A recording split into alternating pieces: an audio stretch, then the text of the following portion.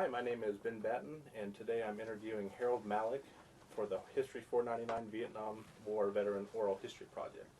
Today's date is November 14th, 2009, and we are at Ball State University. Let's just start by telling me a little bit about yourself, your biographical details, maybe say when and where you were born. I was born in Eastport, Maine, most eastern point in the United States.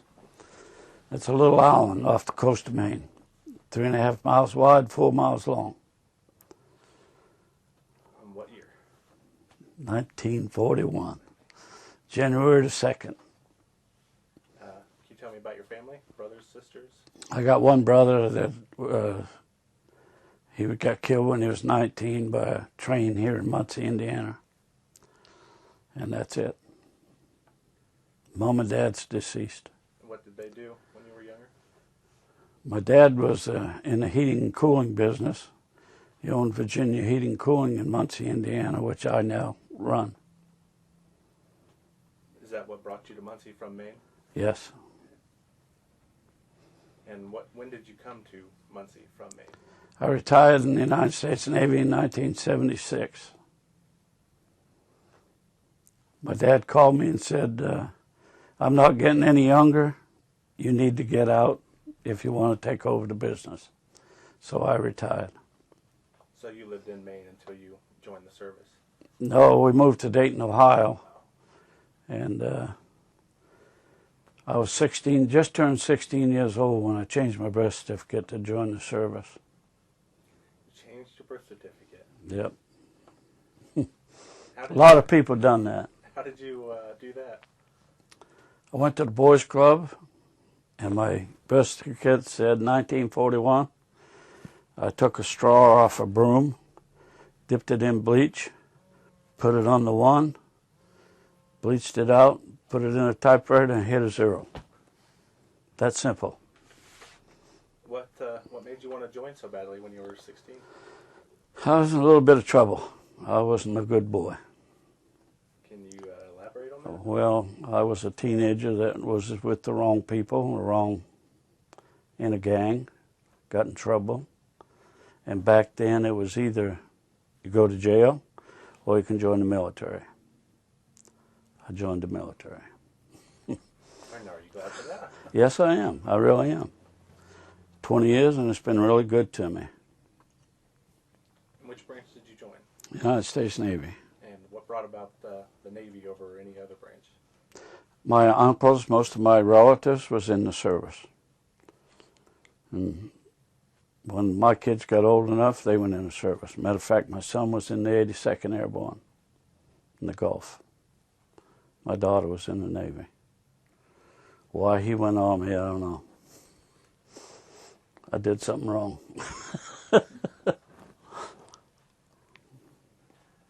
So after you joined, what were your feelings when you were heading off to training camp? Scared. I was just a kid. You know, get into boot camp. Most people in there are shaving. I'm not shaving. So I used to they make you shave every day whether you needed to or not. And then I got looking, I don't know whether this is all the guys around had hair on their chest, and I always heard if you shave, you get hair. So I'd at night sneak in there and shave my chest so I'd get hair on my chest. Still ain't got any. Did the other guys know that you were a lot younger? No. Matter of fact, I worried about it until I retired because I thought if they caught me, I wouldn't be able to retire, and they'd take my retirement check because I lied. But come to find out, once you get past a certain age, you're okay. So did they ever find out? Not that I know of. Impressive. The only thing that got me in trouble was when I went to draw my Social Security. They said, now this birth certificate says 1941. This one says 1940. I said, well, the military must have made a mistake. And that was it. So where did you go from boot camp? When I went to boot camp, after I left boot camp, my first duty station, I think I went to Adak, Alaska. And what did you do there? I was in the crash crew in ADEC, Alaska. What's involved in the crash crew? Like airplanes land, and if they crash, we go out on the crash trucks, put the fire out, rescue whomever. That was my first job. Did you have many of those? Phew. What was it like going out there after a plane had just crashed? Scary. Real scary, because you didn't know what to expect. So was there any other specialized training you had in that area? No, once I left there, I came back and was stationed in Alameda, California. And in Alameda, California is when I started taking up flying. And my first flight was in an SNB, which we call a Super Navy bomber. It's actually a 2-engine Beechcraft. But it was a joke. It's a Super Navy bomber. And did you fly? No, I was flight engineer. And what are your responsibilities as a flight engineer? Maintaining the engines, making a flight log, making sure we got enough fuel to go from here to there, make sure we know where we're going, and enough fuel to get back. How long did you do that for?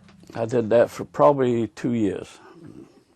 In California? In California. Then most of my tours was in California. And I went from there to a VP squadron. And I was flight engineer on VP squadron. And got transferred from there. And I kept trying, that was when NAM was starting to get going, and I kept trying to get there. And VP squadrons didn't go there. So I transferred to a helicopter squadron. And that's when I finally got over there.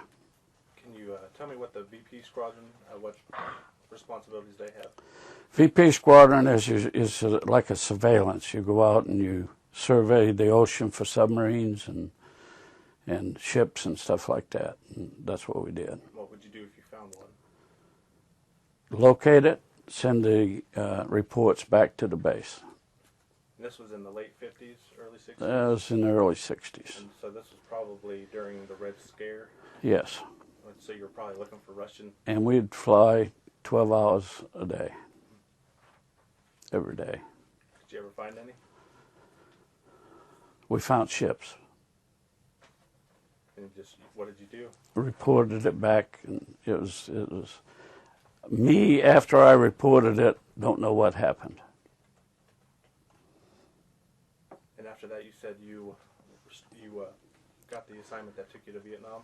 Transferred the helicopter squadron out of Imperial Beach, California. And from there, we took a ship. My first ship was USS Midway. And that was 63, 64, I believe. And that was my first tour over there, which wasn't really that bad. We came back, had a 6-month tour. Came back, the second tour was on the USS Hornet. And then that was the bad one. On board the USS Hornet, were you involved in any of the Apollo missions? I've read that a lot of the Apollo missions. Yes. What was that like? Well, it was exciting, really. See this thing go out of the sky and go over there, and we picked the astronauts up and brought them back to the ship, and another helicopter picked up the capsule and brought it back to the ship. Which astronauts was it? Do you remember? I can't remember. As a matter of fact, I was going to look that up this morning because I was looking at my book, cruise book, and I forgot to get it. And so you got over to Vietnam in what year? The first year was 64. The last part of 63 and 64. The second was 67, 68. And then we was on the Hornet, but we went from the Hornet, there was 16 of our helicopters, and we'd be on different ships. We was on the Hornet, we was on the Forrestal, we was on the Missouri, we was on Tin Cans. And as they patrolled the coast and we'd get a call, we'd go in and pick up wounded veterans, take them to hospital ships, take them to the hospital base, wherever we had to take them. That was our job. So, when you headed to Vietnam, by this time you had been in the military several years. So, what was going through your mind when you were finally going over there? Well, I had heard stuff about it. I've had friends that went there, and it was scary. So, it was a bit intimidating, even after all Very, these years? very, All these years. very. I was in my probably middle 20s by then. What did you know about Vietnam before you had got there? I just knew that it was there. Why it was there, I had no idea. I just knew this is what I was supposed to do, and that's why I was there. And after you first got there, what was the first thing you noticed? Do you remember? First thing I noticed is they took our helicopters and took them into a hangar. This is when we got to Hawaii. I mean, this is the first thing that when I really started getting concerned, is they brought them out of the hangar and they had door guns in them, had armor plating on them, and then I knew this was the real deal.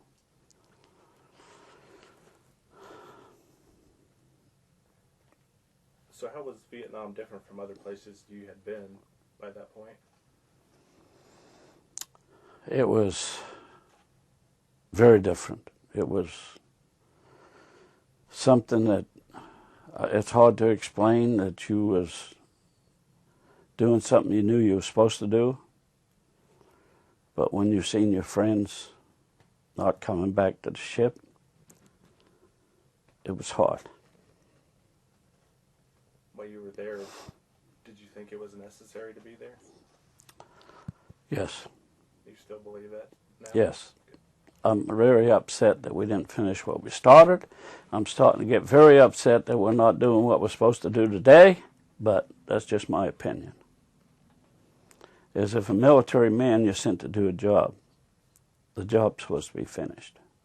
It wasn't finished, as far as I'm concerned.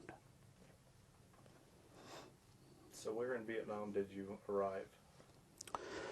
Well, like I said, we was in the Gulf, in the Tonkin Gulf, because we was on different ships. And what we do is we just patrol until you get a call. And then you get a call, you went. Then when you was on a destroyer, all you did was refuel from the air. You stayed in the air and just flew up and down the coast until you got a call. Can you describe to me what one of these calls would have been like? You just get a call. It's what they call a search and rescue mission. And pilot will tell you, we're going in, and you'd go in and pick people up that were wounded, tore up, bring them back to the hospital ship, or take them to a medevac unit. You did this several times. Did it ever Got 2 air medals. You get 50 missions, you get 1 medal. I've got 2 air medals. I've had 100 missions. Did it ever get easier? Nope. Got harder. The more you lost, the harder it got. And it still hurts today.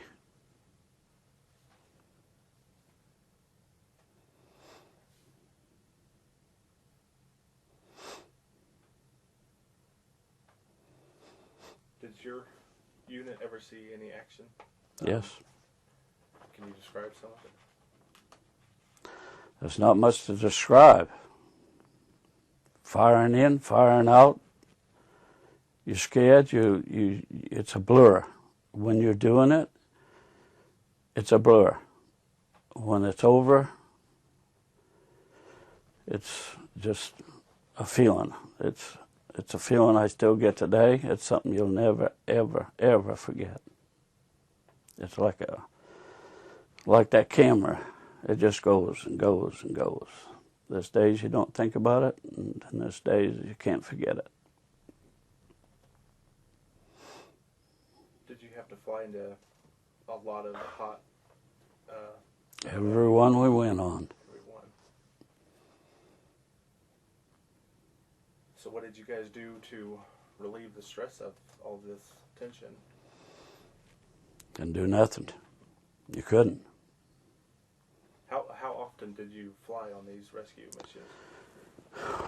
We had like a 4 hour where we was on standby for 4 hours, and then you'd go for 4 hours, and then you'd come back, and you didn't even go to bed. You just found a place to lay down, and you laid down until you was ready to go again. What's going through your head in these 4 hour breaks? Are you going to come back the next time? Or is your buddy going to come back the next time? So how do you deal with that kind of stress?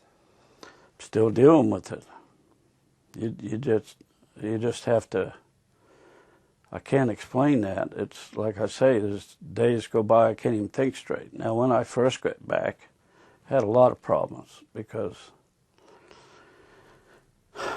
I started drinking, and the more you drank, the worse it got, and almost got a divorce over it. But I got a good woman. 50 years we've been married. And I quit drinking. And that helped. And now what I do is military funerals. It helps you. It gives you sort of peace of mind. Like when you do these things, the family will come up and thank you. I have to thank them for letting me do it. And I enjoy it. Did you make a lot of lasting friendships while you're in the military? Oh yeah, still got them. Is there any particular memorable experiences you can tell me about your tour and your first tour? It was all good. I loved the flying. I loved the camaraderie of just like a college kid when they graduate, this is their class they graduate with. We're the same way. This is a group of people that we've spent, almost half your life with, so.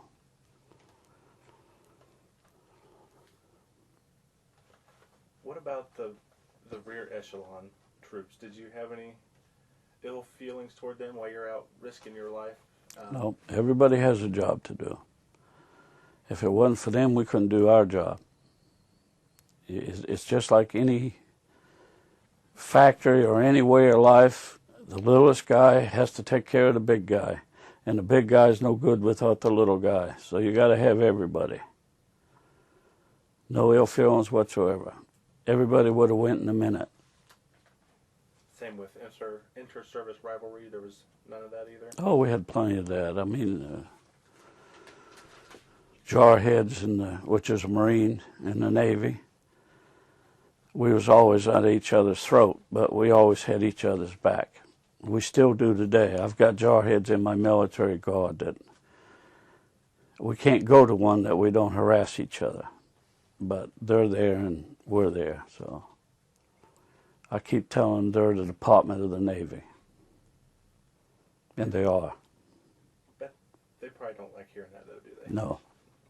But I don't like hearing what they call me either, but... And what do they call you? Swabbies. For swabbing the deck? Right. Okay. And you got along with the Air Force and Army? The same Oh, way? yes. No problem whatsoever. So what were your supplies like there? Did you have plenty of food and equipment? Powdered milk, powdered eggs, warm milk, uncooked eggs. When you was over there, you didn't have good food. But you got to expect that. You couldn't have good food. Except when we landed on the battleship Missouri. Good food. They fed everybody good. And how they got the food, I have no idea. How long were you there? We would go there at least twice a week because that was one of our rotating stations. So you had a break. Did you get much of a break between tours?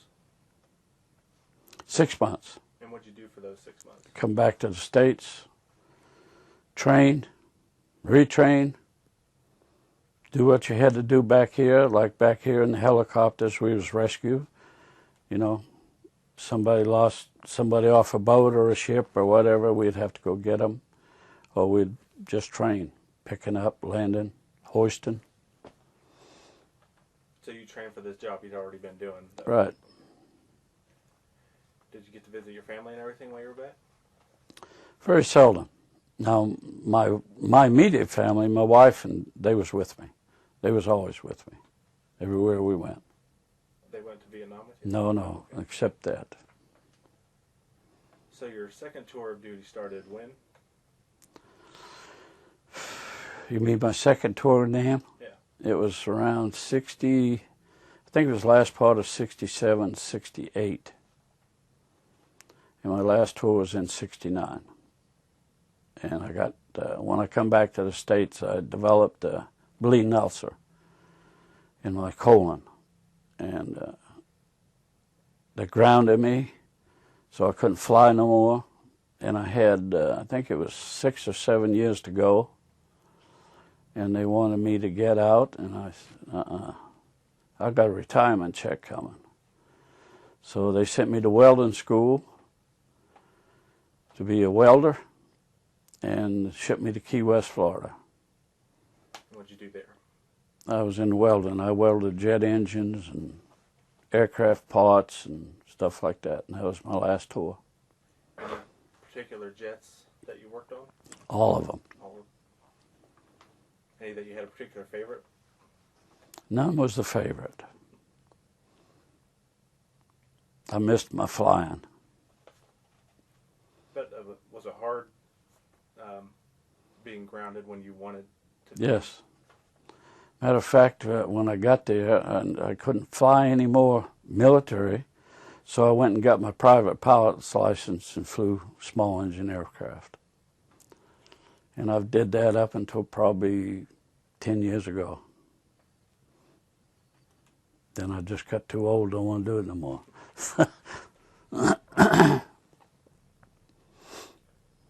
So while you were still over there in Vietnam, can you remember any particularly humorous or funny stories, unusual?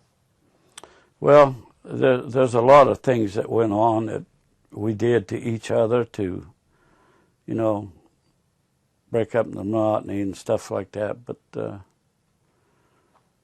nothing that I can bring to mind. So there were some pranks, though. No. Plenty. Some people tell you it was all business, but you know. Oh, there was a lot of, I'm gonna say, fun times to take your mind off things, and when you was over there, military-wise, it wasn't really as strict as it was in the States. I mean, as far as being accountable to your superiors, it was more like buddy-buddy than officer enlisted, because you had to depend on each other. Do you think that was a good thing? It was a good thing. So what are some of the things you may have gotten away with because of that?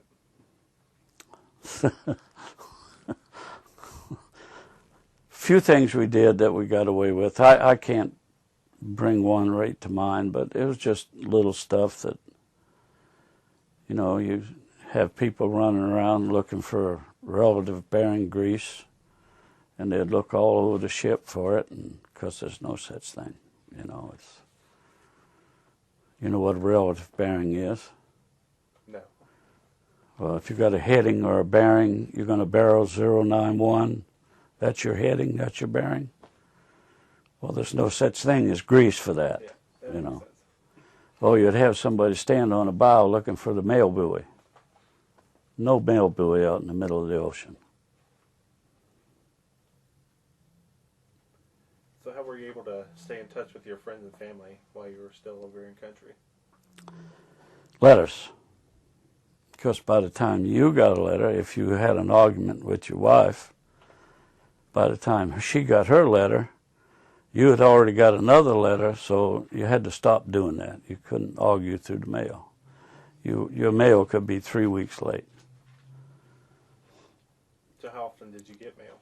You're supposed to have mail call once a day, but sometimes you wouldn't get mail for 2 weeks. Couldn't get to where you was at, or the different ships that you was on. By the time it got to this ship, by the time you got back, it could have been 2 weeks. So. Did you really find yourself looking forward to the letters? Oh yes. Yep. Because when you get them, they'd be a stack that high, and you didn't have time to read them. Did you get letters from a lot of people other than your wife? Oh yes, plenty. Plenty. But School kids, I mean, people you didn't even know. Just like today, you'd get packages from people you didn't even know, which made you feel good. So it's probably a real morale boost. Yes. Yeah. Yep. Because now they got email and text and all that stuff, which we didn't have. So we couldn't stay in touch as much. I've heard stories of families like taking a tape recorder and sending tapes. Did you ever get anything like that? Never did that, no. So what did you do for when you were off on R&R? Had a good time. Any chance you can elaborate on that? No. Fair enough. Where did you have your R&R at? Well, Hawaii. Matter of fact, we were supposed to go to Australia. The last time on our way back, they said they sent us across the equator, so I am a shellback. And on the way over there, which we were supposed to go, they had problems back there, and we never did get to go. We went across the equator, turned around, and went back. So we're supposed to have a week R&R. We never got it. Can you tell me what a shellback is? A shellback is when you go across the equator. You're a polywog until you go across the equator. Once you get across, you're a shellback. In other words, they tar you and feather you, so to speak. They make you crawl through the mud. They make you crawl through garbage. It's a ritual that they go through that most people would like to be a shellback and never get to be a shellback. And who's they? You said they shell? Military sailors. Oh, okay.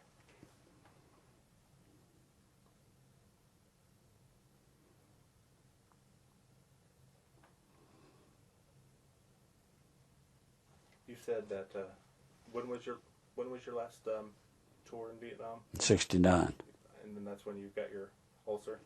That's when I came back in 69, and when you got back from them, they give you your choice of duty.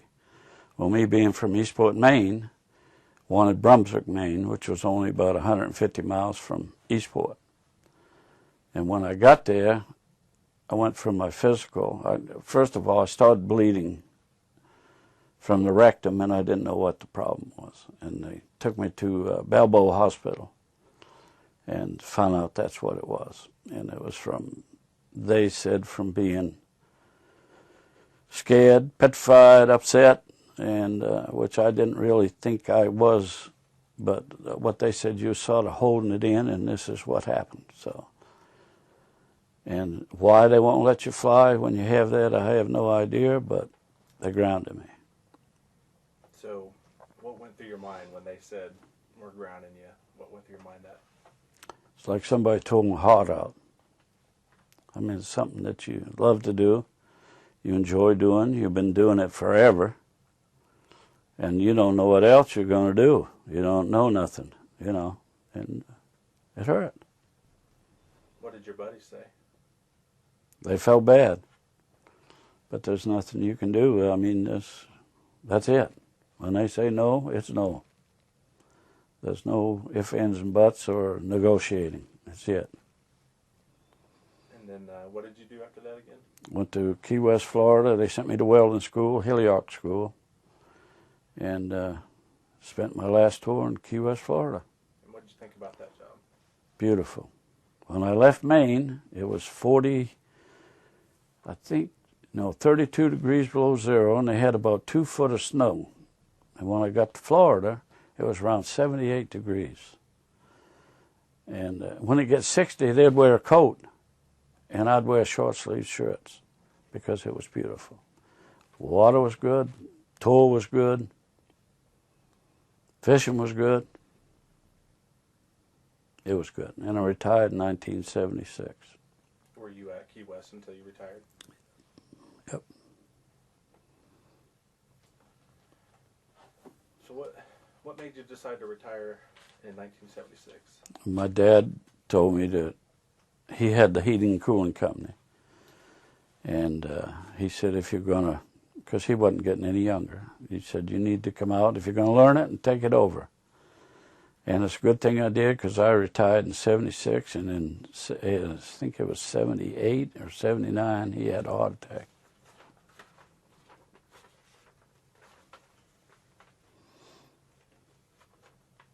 So what did your wife and family think of you finally getting out of the military career? They was glad. They didn't like me being gone. But I enjoyed it. I think that's sort of what held us together. Absent makes the heart grow fonder, so to speak. Do you feel that your life in the military has affected how you live your life now? Yes. Can you tell me how, maybe? I respect people more. I enjoy life. It's just made me a better person. And even in my job that I do today, when I hire people, I try to hire military people. Not only, because they're military, but they're disciplined. They know how to take orders. They know how to do what they're told. And if they're given a job to do, they do it. Even a Marine? Even a Marine. Okay.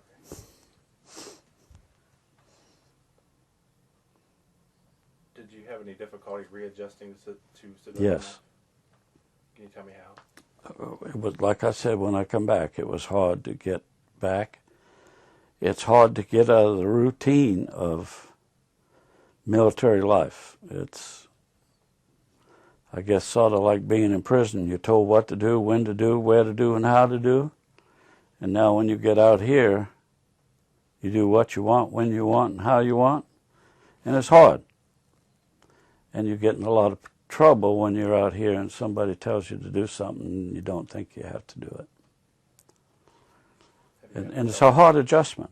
But it's been, as a matter of fact, I can't even believe it's been that long, but it's, 30 years, 35 years, something like that? I still can't believe it. It's hard. It's hard to understand it. I'd like to go back. I'd like to stay there till I die. Of course, they won't let you, but it was a good life. It was a good life to me. What would you do if you could go back? Same thing? Whatever they told me to do. But I would. I really would. See, then they had the draft. Now they don't have the draft. So these kids that go in today, they really need to be respected. Because they don't have to do. I had to do. They don't have to. When I went in, they had to draft. You had to go. But I didn't get drafted. I went voluntarily, but a lot of them didn't. But these kids today deserve a lot of respect. Speaking of these kids today, a lot of people are comparing the war in Iraq and Afghanistan to the Vietnam War. What would you say to people that make that comparison? The bad thing that I think it is. The thing that really bothers me is I think it's going to turn out the same way. And I hope it don't. The fact that you think you're afraid they might not finish it? Right. We need to finish it. That's what we're there for. That's what we're trained for. And it just burns me. Excuse me. It just makes me mad that these politicians can sit up there and make these decisions for these kids that are putting their life on the line for them. So I say it hurts today. So speaking of that, how did you feel when you found out that people were withdrawing from Vietnam and that we weren't going to stay there and finish it? I just couldn't believe it. I couldn't believe that they could do that. But like I say, you don't have a choice. You do what they tell you to do, even though you don't think it's right. And it's wrong. I don't know what these people would do if these kids today would say, okay, that's it, I've had enough. What would we do? So we need to stand behind them. Everybody needs to stand behind them. So that reminds me of the protesters during Vietnam. How did you feel about them, since they probably didn't get the feeling that they were standing behind you, maybe? I hated them. And I don't even think they should have been in the United States of America.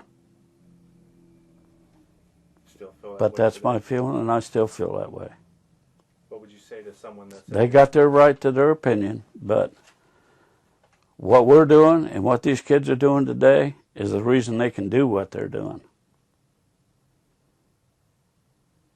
I didn't like it. What would you say to someone that was that they say they're protesting the war on your behalf to try and get you back home for fighting a war that they didn't feel that you needed to be over there for? It wouldn't be so bad if they did it before. And this is impossible to do it before the war starts, but don't do it after a bunch of people are killed. Why are they dead? There's a reason for them to be dead. If you stop it, what'd they give their life for? Nothing. That's how I feel. There's people running around with no arms, no legs, disfigured. Why? So that you can do what you're doing. So you need to finish what you start. If you're not going to finish it, don't start it. That's how I feel.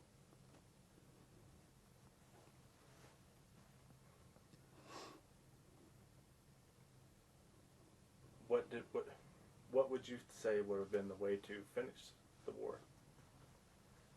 Win the war. They got to surrender. It's over. Mm-hmm.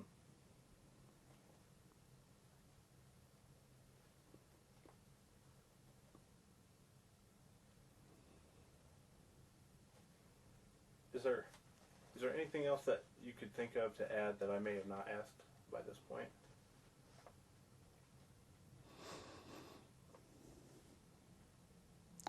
Just that the United States is the best country in the world to live. And we need to stand behind the people that are protecting you and I and everybody. Whether it's right or it's wrong, we need to stand behind them because they're only doing what they're told to do. Okay, well, that's all I've got for you. I thank you so much for your time to take this for the